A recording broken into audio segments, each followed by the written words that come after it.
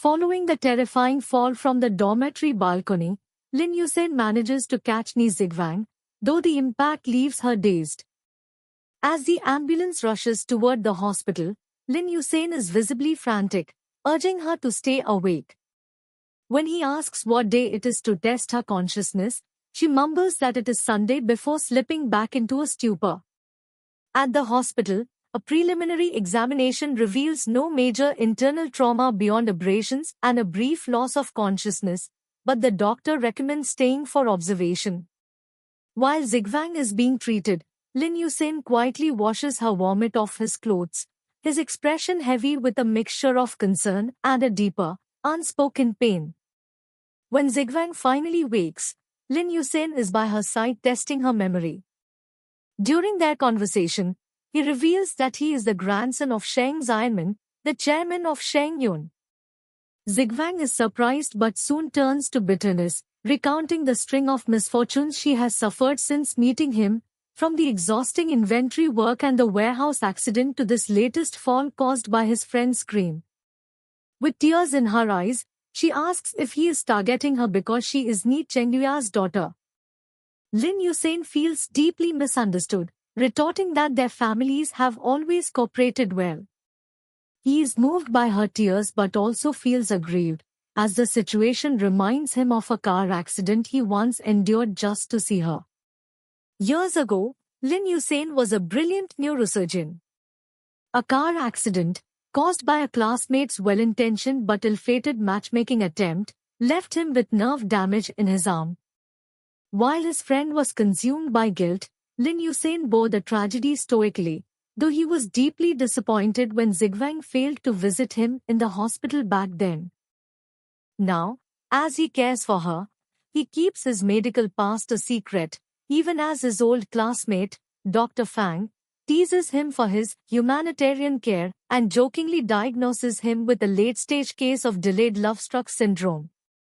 Lin Yusen even arranges for his housekeeper, Auntie Chen, to prepare special porridge for her, claiming it is merely his responsibility as her superior. Yin Jie later visits and brings the porridge that Lin Yusen had handed off to her downstairs. She describes the accident to Zigwang, explaining how Lin Yusen had rushed forward to catch her with a single hand, kneeling on one knee despite the physical strain on his old injuries. Yin Jie notes that he handled everything personally, even when Zigwang vomited all over him. Touched by these details, Zigwang's resentment begins to thaw. She sends him a grateful text message, and although she falls asleep before seeing his reply, he returns to the hospital to check on her. They agree to a truce, with Lin Yusen promising to wipe the slate clean, jokingly claiming he only agreed because he can't stand seeing sick people cry. Noticing Lin Yusen's lack of experience in pursuing women, Dr. Fang decides to intervene. He brings a complex surgical case involving a brainstem tumor to Zigwang's room to discuss it with Lin Yusen. As the doctors debate the treatment plan, Zigwang watches with newfound admiration. She hears another physician, Dr. Qin, praise Lin Yusen's legendary record for preserving facial function and hearing in even the most treacherous cases. Seeing him in his professional element, she begins to feel a sense of worship for his brilliance. In the following days, Zigwang frequently dines with Lin Yusen and the doctors. She finds it strange and discusses it with Yin Jie, who suspects Lin Yusen might like her. Zigwang is skeptical, remembering how difficult he was when she first started. Bored with hospital life, she turns to a game console to pass the time. When Lin Yusen finds her struggling with a difficult level, he returns the next day with a laptop from the office.